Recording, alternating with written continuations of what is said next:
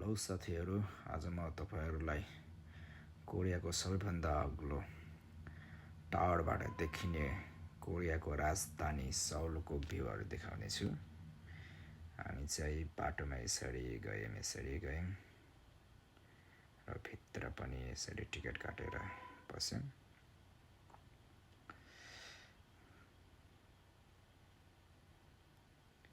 भित्र अलिक अँध्यारो देखिने रहेछ।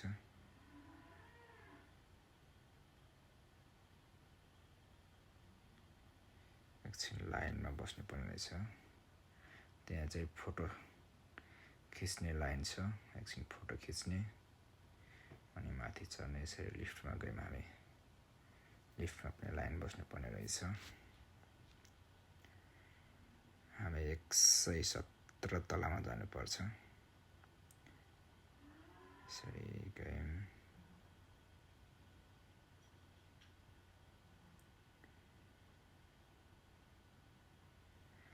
यसरी लिफ्टमा चढ्दै गर्दा भिडियोहरु के देखाउने छ लिफ्ट भित्र र माथि चढेको खासै भिडियो लगाएर त्यस्तो थाहा नहुनेछ कति बेला पुगिन्छ भनेर।